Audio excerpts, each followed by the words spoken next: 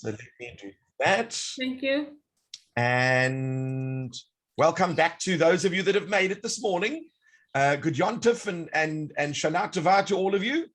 And today we're going to be looking at a couple of things which I think are quite interesting. And that is, someone mentioned last week file formats. And that seems to be a very tricky one. What do the various file formats do? How do we know which one is which? So generally, if you look at the most common ones, you will find .pdf is obviously a PDF document, and those are often read by Acrobat Reader or some free sort of PDF reader. You can open up a PDF in Microsoft Word, the newer versions. They do import PDFs in as a Word document, and you can also view some PDFs using your browser. So if you've got Chrome or you've got Microsoft Edge, a lot of them have enabled you to view a PDF online. Then, of course, you've got a .doc or docx, DOC or DOCX. Those are Microsoft Word formats. Microsoft .doc is generally a Word .doc format. The only difference is when there's a docx, I think that is the more secure version. A lot of businesses will use it, and they will tend to use that to protect documentation. Let me just make sure that my phone is on silent. But at the end of the day, it's neither here nor there. If you're going to use a doc or docx, it should work just fine without any problems. Then, of course, you've got .excel, and that is generally a Excel sheet. You've got .powerpoint. You've got .wav, which is a WAV file. That's normally a music file. .mp3 is also a music file. The different formats. The WAV is generally something that they play with the Windows media player. An MP3 can play on many things. In fact, some cars have got the ability for you to store a whole bunch of MP3 files on a flash drive. So you take all your MP3 files of the songs that you like, you copy them onto your little flash drive, and in the front of the CD player or DVD player, whatever it is in your car, they might have a USB port. And if you plug in your flash drive, you will be able to actually play all your songs on your flash drive if they are in MP3 format. So that's also quite a little useful tip for those of you that would like to put music in their car and you're sick and tired of the current music that is on the radio. You can put your own music in and have no problems. Of course, there will be formats that people send you that you've never seen before. So to make life a little bit easier, there is a website called www.online-convert.com/file type. I will put that in the chat for those of you that would like to check it out. But you can always just Google. And if you have a look over here, I will share my screen so that you can see it. Let's go like this. And if you have a look over here, it's got all the different types of formats that most people would notice. Ones that are worth looking at are things like this 7Z. You wouldn't really notice it, but it's normally an old version of a compressed file. And that means in the old days, they used to compress rather large files into smaller ones. And if you want to install it, you'd have to uncompress it and then work with the files within that little pack. So, of course, there are different versions of packed files, and 7Z is one of them. ACE is another. APK is another. These are all different versions of actually packing up a group of files, which you then have to unzip when you are using them. And of course, Windows generally has an unzip program built into open up a file like that. And of course, if you're looking at, for example, spreadsheets, you would see that a CSV file can work on a range of different products, but it just means comma separated values. And it's not a standard file that you would use in Excel, but sometimes, for example, if you are saving all the email addresses from your contact list in your phone or your email program, and you export the file, it asks you what format would you like to export it. And some people will go for comma separated values, CSV.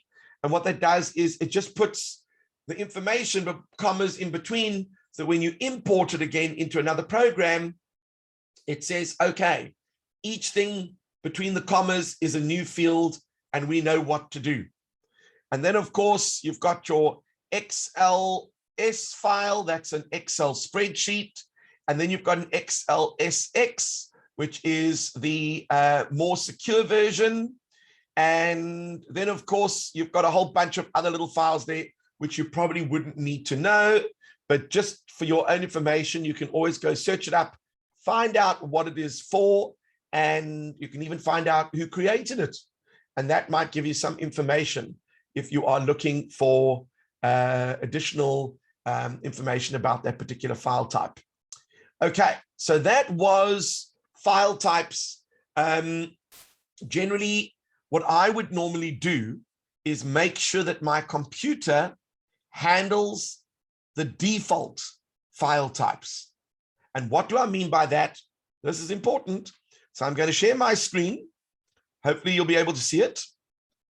I'm going to go along here to the search bar on the bottom of my screen, and I'm going to type in default apps.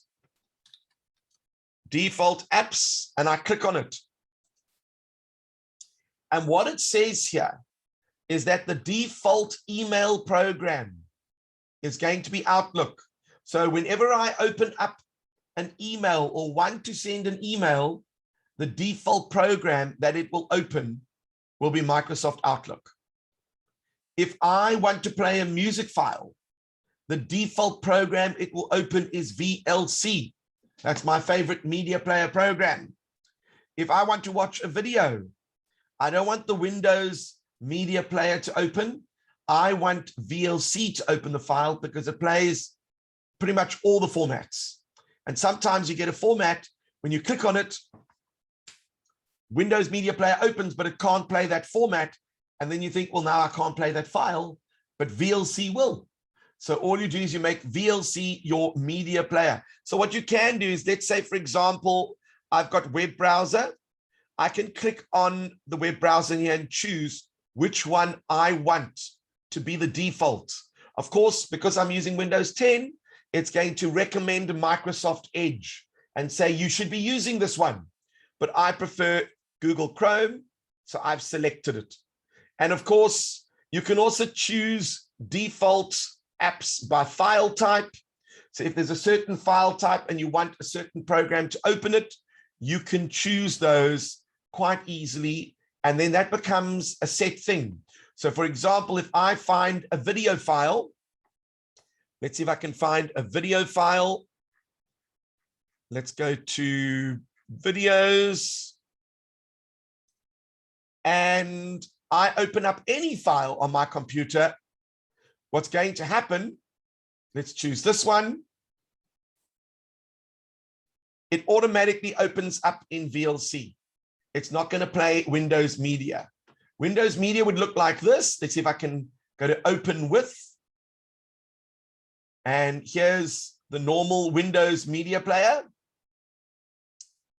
Let's just go Finish. So it also plays in Windows Media Player, no problem. And this is the standard one that your computer comes with if you've got Windows.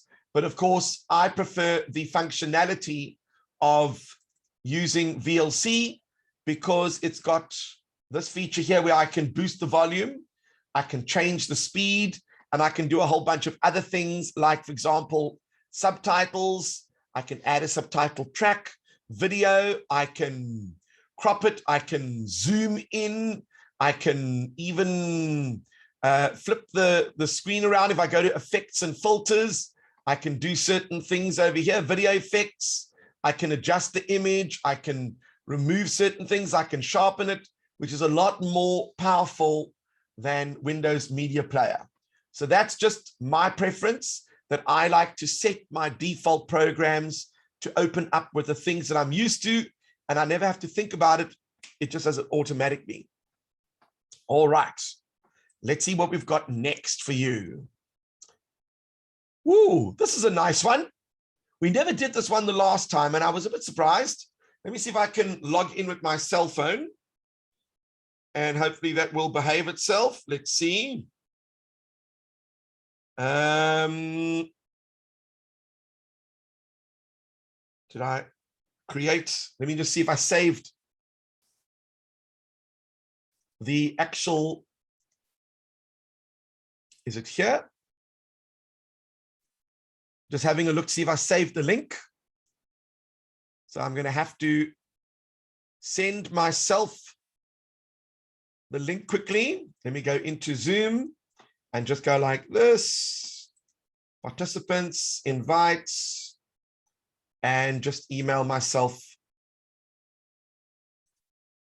a link quickly. So while that's happening, a lot of people ask me, are there any nice programs to use when you are trying to learn a language? And I always say, absolutely. There are some lovely programs out there. You've just got to find them. And there are some apps that you can put onto your phone that have got very good ratings in terms of learning a language. And we're going to check now to see if the email has come through. Let's see if I've got my email coming through. And then I'll be able to join in. The technology has been misbehaving a little bit today. Come on, email. Is it sending it out? We don't know yet. Well, while that's going on, hold on, maybe something's coming through. Let's see.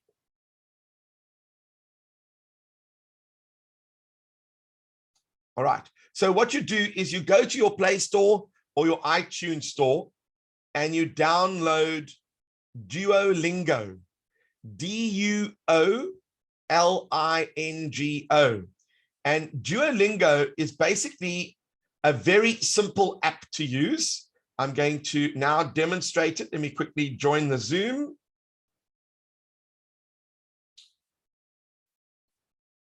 Welcome to myself. I am here. Maybe, well, I don't want to share the audio, but we'll make a plan. I'm just going to quickly make myself, oh, I already am a co-host, so then I can share my screen. Here we go. So if I go along and I just search for Duolingo, because I have installed it, I click on Duolingo, and it says, get started. So I click on get started. What language would you like to learn? Quite a few languages. Oh, they've got Hebrew.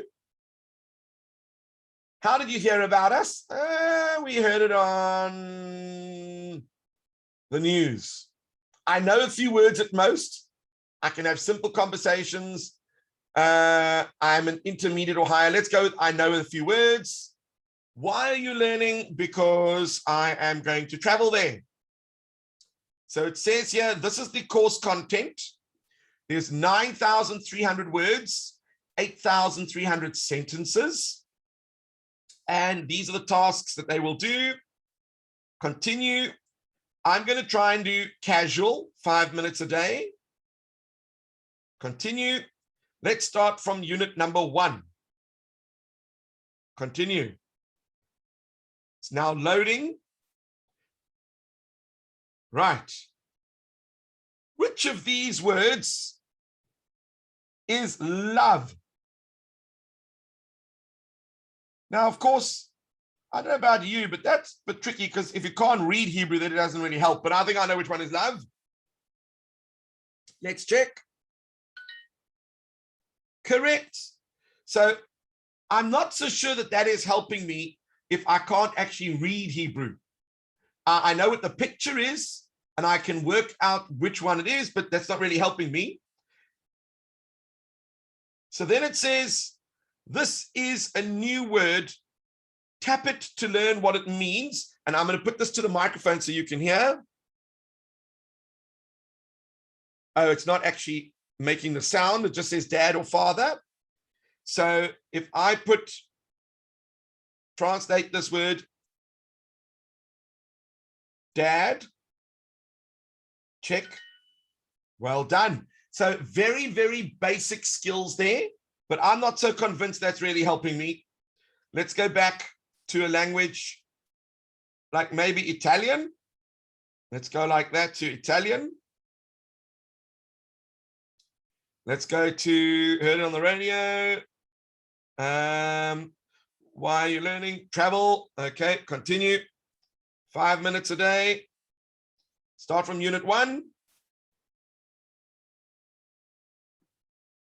And now the difference is that I can pretty much put like il ragazzo, la ragazza, la donna, and l'uomo. So which one of those is man? I'm going to guess l'uomo. Let's have a look. L'uomo, listen. So it actually says it when you touch it, and that is correct. So now I know l'uomo is man. Continue. Which of these is the girl? Hajira, do you know which one is the girl? La donna. You going with la donna? Are you sure? Oh, no. Le raga. How do you pronounce it? Le La ragazza. Let's have a look. La ragazza. La ragazza. Actually, it's not la gaza, it's gazza. So la ragazza is a girl in Italian. Now that's helping me. I know l'uomo is a man. La ragazza is a girl. And that is correct. Una ragazza. Which one of those is it? Man, boy, let's hear it again. Una ragazza. Something about a girl. I'm going to put there a girl. Una ragazza. Let's see if that's right. Correct. Woo! I'm getting quite good. So if you want to say a girl, you say una ragazza.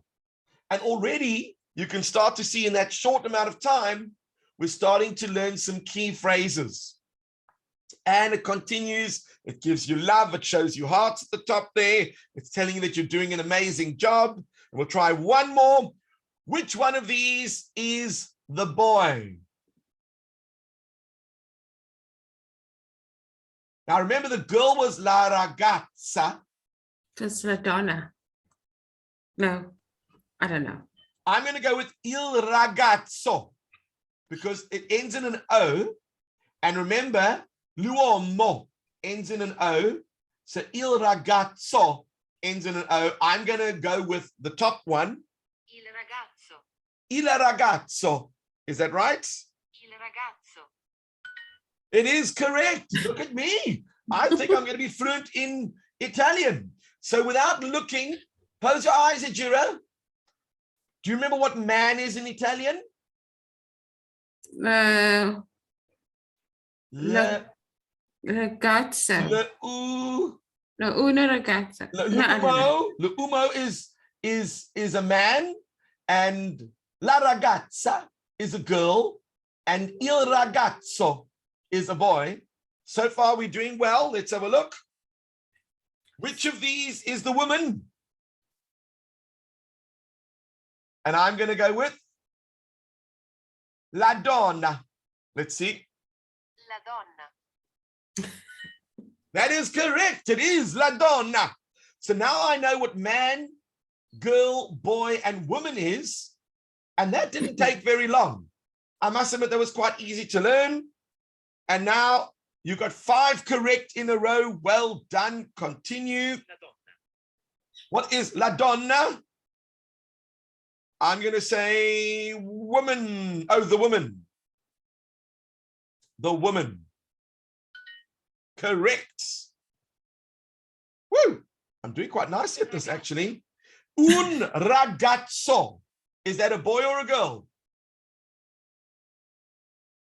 Well, if it ends in an O, I'm going to go with a boy. So I'm going to go a boy. Oh, please, I should go and skip the first course and go straight on to the second one. So what I like about this is it starts off very simple. You can keep playing the sound. Un ragazzo. Un ragazzo. And you can play on each word. Ragazzo. Un ragazzo. And that will help you to understand what the words are that you are learning. And I think with a little bit of practice, you could be speaking very basic Italian or Hebrew, although the Hebrew, as I said, they weren't actually saying what the word was. If you can't speak, if you can't read Hebrew, then that is a problem. You can only identify the words, and that doesn't really help, I must be honest. So will you find all the African languages in there as well? That All is a of good it? question. I never checked. Let's have a look. Isikosa, let's see. More. They've got Yiddish. Don't think they don't have Yiddish. Let's go to, they've got Greek. Maybe let's just do a search for it. No, that's for English speakers. No. Do you know what the most used African language is? Zulu Is or it Zulu? Xhosa? No, I think it's Xhosa. We're going to see if we can find it. You've obviously got to look through. I'm not seeing it here, but maybe we can actually, maybe if you've got an account, you've got access to more languages. I'm not sure. That is a good question. I will see if I can find that out. Let's go like this. We're going to go like this. And we are going to use our Google searching skills. We're going to go, can I learn Xhosa on Duolingo? Let's see. Duolingo's next languages, Zulu and Xhosa. Ooh. And this is in June of 2021. So that means it might not be there yet, but it's on the way. They are actually, it says here, let's just have a look.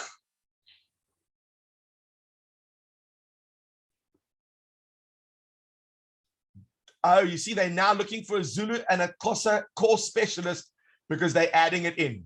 So give it a while and they will have Xhosa and Zulu added to Duolingo. So that is the intention. Right now, they are employing people to help develop it. So does that answer your question?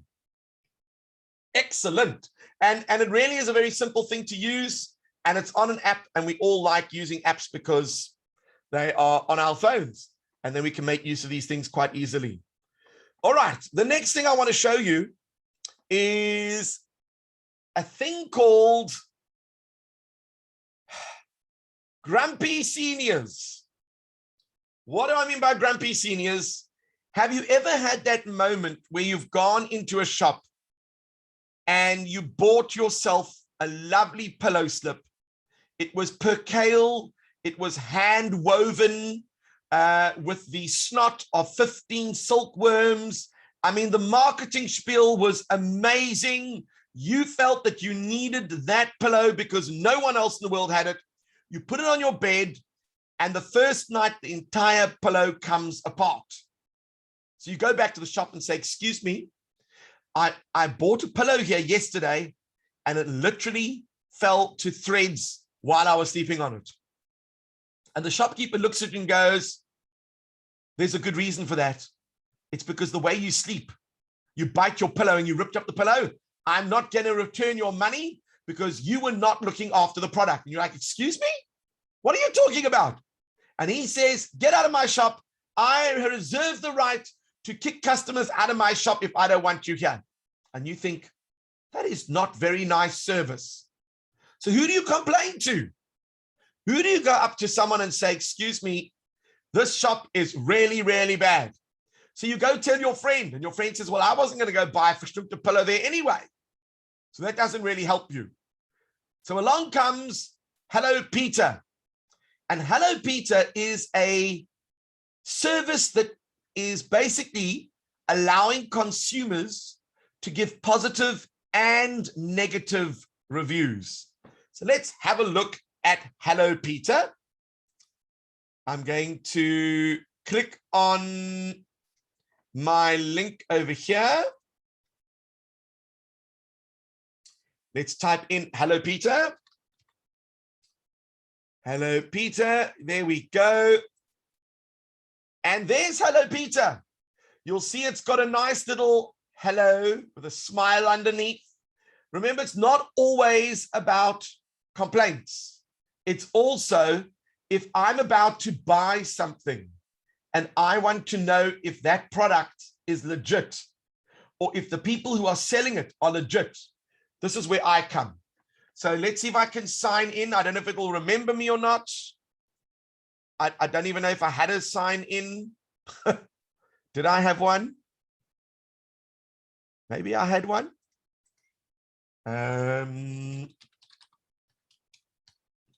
Let's have a look. No, I clearly didn't. So without signing in, let's just do a search. All right. I've heard about the, do you think you guys would be there? Cape Jewish seniors. Sorry, there are no results for the Cape Jewish seniors. So if you've had a good experience with them, if you are signed in, you can write a review. I have been working with the Cape Jewish seniors for the last 5 decades. They are an amazing group of people. They provide a varied number of programs, and they make the best biscuits in Cape Town. So you could write a lovely review, but now let's pretend I am looking for something. I would like to buy a bed from a place. Felicity, do you know any bed places that you would go and buy a bed? Something that's well known, maybe? You on mute at the moment?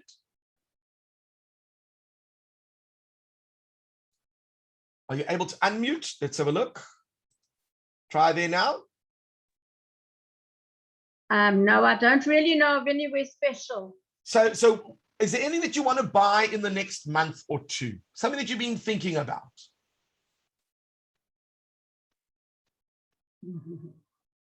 Say a carpet.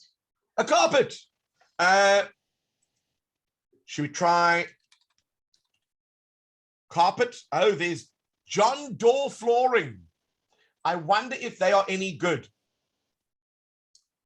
Right now, they have an average of 1.77 out of 5 stars, and they've had 13 reviews. Let's have a look.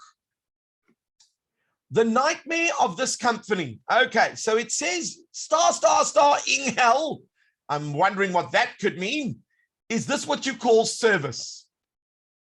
Reclaim number 1, 2, 3. Yes, I'm swearing because I'm not at the very end of my patience. And so I assume I'm now at the very end of my patience. And so would you be. I'm angry. I do not know what to say. Today, I take another day off work, and the JD guys arrive again with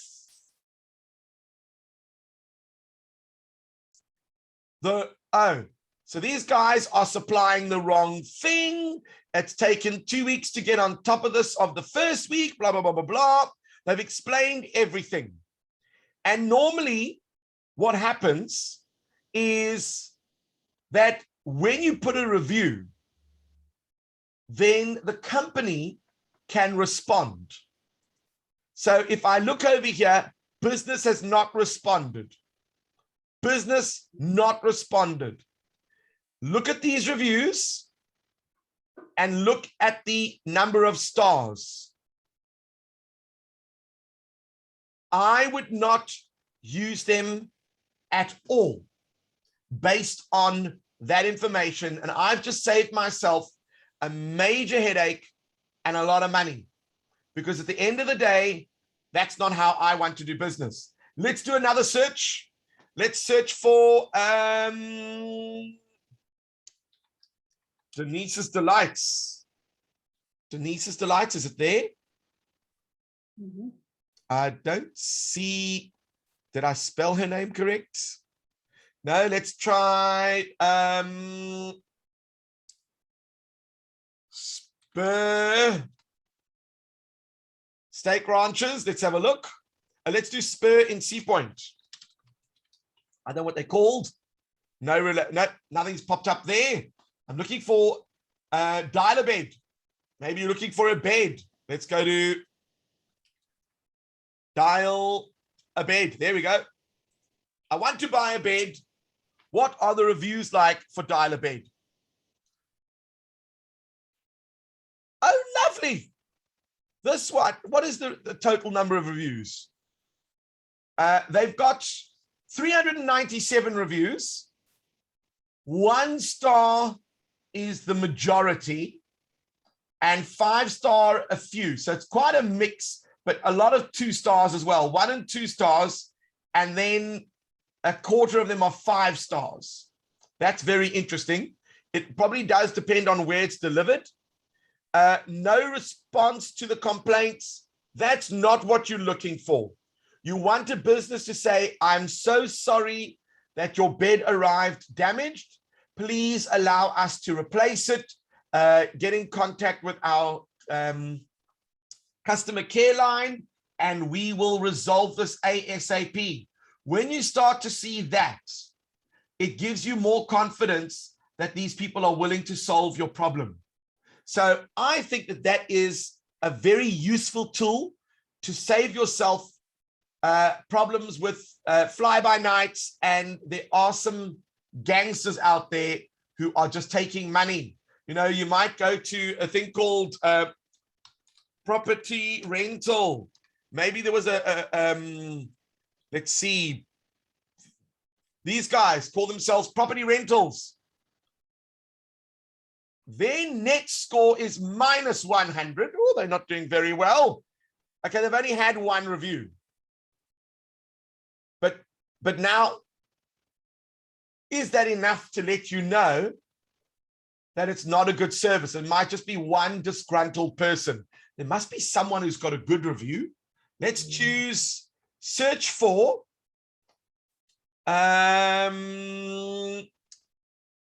who's really good at what they do. Let's try, let's go to Spur, maybe Spur just in general. No, there must be Spur Steak. Come on. Let's see. Spur Steak Ranches. Here we go. So you can see it's a bit of a mix depending on which one you go to. The Empress Palace one, worst meal ever. So here, for example, excellent service, having breakfast at Spur Smoky Ridge in the Highfield Mall. So here you've got these people recommending them.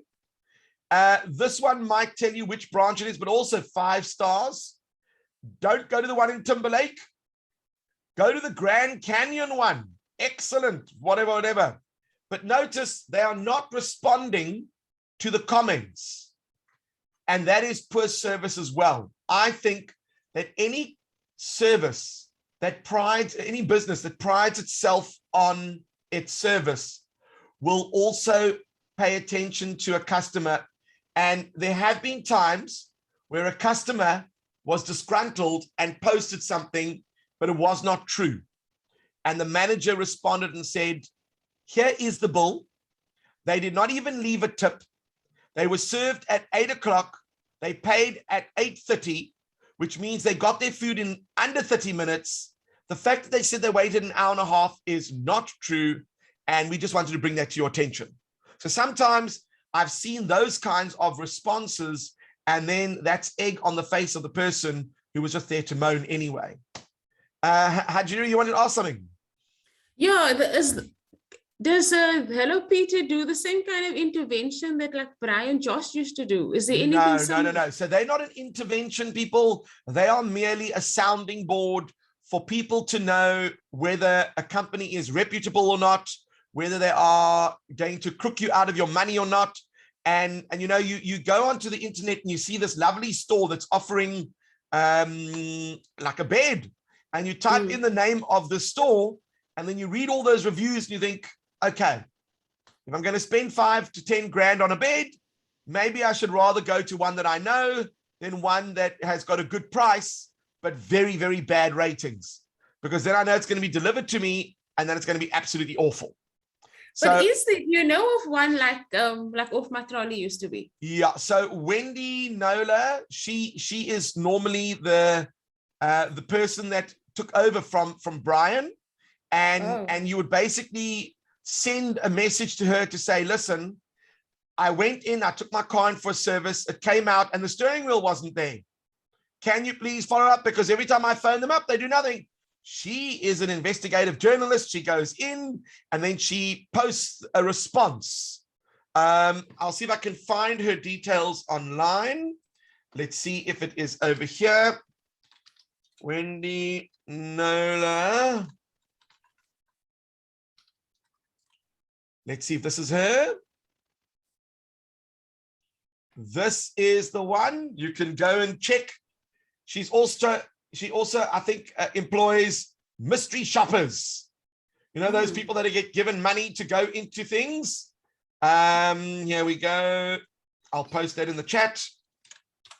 Thank you. Go check out her website if you need to go and moan about someone. Hey, Jerry, you can't moan about the boss, huh? Because she's going to come over to the work and then, you know, it's a bit embarrassing. So no, maybe I just find it like Brian Josh was like, he serviced quite a few of my members and he did really good work. Absolutely. So I was just wondering if anybody took over from him. I wasn't aware. Wendy was the person that took over from him as far as I know. But she might have now gone into private practice with consumer complaints. She does write for some of the community newspapers. If you look at the Tatler and the Atlantic Sun and all those things, you will see that she has a column there when people are moaning about things. But yeah, I mean, you just got to make a fake press badge using Canva that you all know how to use. And then you can walk up to someone and say, excuse me, I'm here to represent Chaim Schmerel's consumer complaints. And we've had a complaint about one of the beds that you delivered. Do you have any comment? Because I'd like to put this in the Atlantic Sun. No. Before you do anything, let me see how we can make things right for the I mean, you can do that. Why not? That certainly works. They're not going to go and check your badge, and they're not going to ask who Chaim Schmerel's consumer services are. So why not? Go for it. You could be the next Brian Joss. All right. Thanks, Steve. Do we have anything else over here on my list? One more thing. This is an app called Flipboard. And Flipboard, you can find it on both the Apple and the Android computers, phones. Flipboard. And, oh, she's on Cape Talk on a Wednesday afternoon after 2. You see? She's big bada boss. And if you go along to the app, I'm going to share it now with you. I'm going to look for Flipboard. Here we go. I have it over there. When you sign into Flipboard, you choose the topics that interest you. And now, for example, it says the Taliban reportedly won't let planes leave Afghanistan until they get more out of the Americans. 25% of SA adults are now at least partially vaccinated. New MU variant of COVID-19. Oh, lovely. We like it when there are new variants. Keep us on our toes. Some of the articles might be subscription-based. So you'll notice on the left, that one there says subscription might be required. But if you swipe to the right, there's the daily edition. You swipe to the right again, there's my science. You swipe to the right, there's my photography, nothing there. You swipe to the right, South African news. Oh boy, was this a surprise that Jacob Zuma was going to get medical parole, because we know that his very good friend Shabir Sheikh, for someone who had hypertension, which apparently is a life-threatening thing, he was able to play golf and do all those sorts of things, and was accosted on the golf course while in semi-decent health and chasing people around with a golf club, which with hypertension you shouldn't do. And now we've got Jacob Zuma with a mysterious medical condition, and now he's been put on medical parole.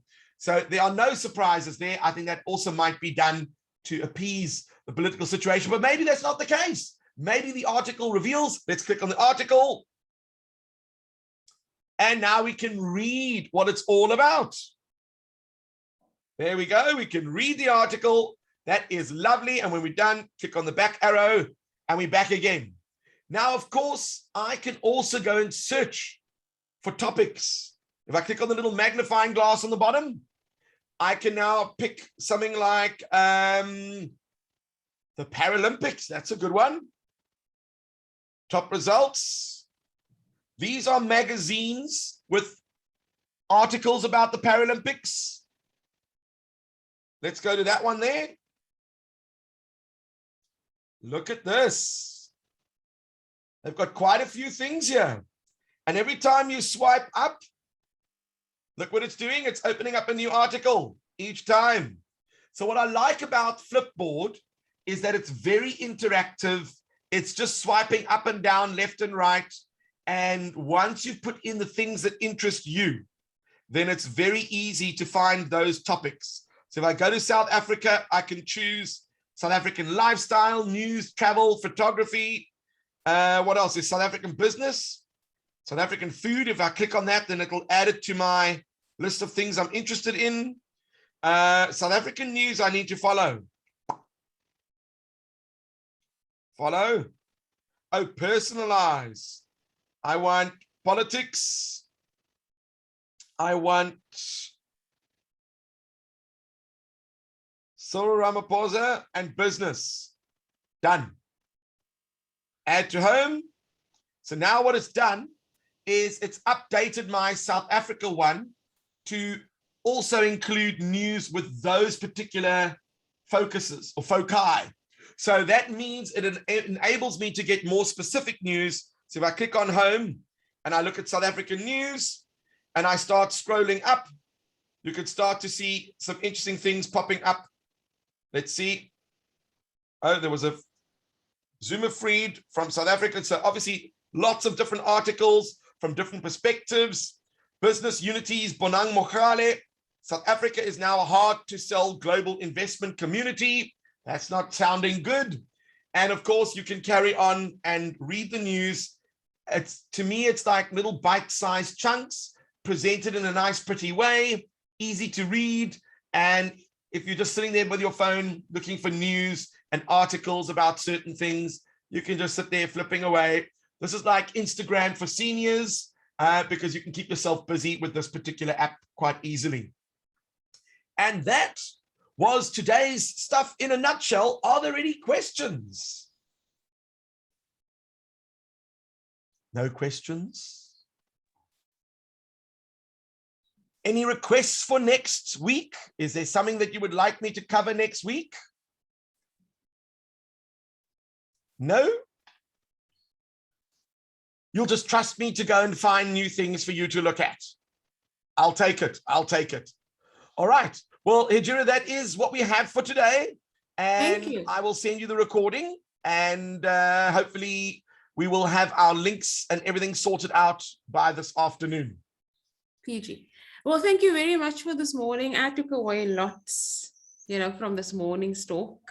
Well, then Really that looking- was a win. Really looking forward to going into all of it. I'm sure everybody else here has, Felicity, you've been on. I'm sure everybody else took away something.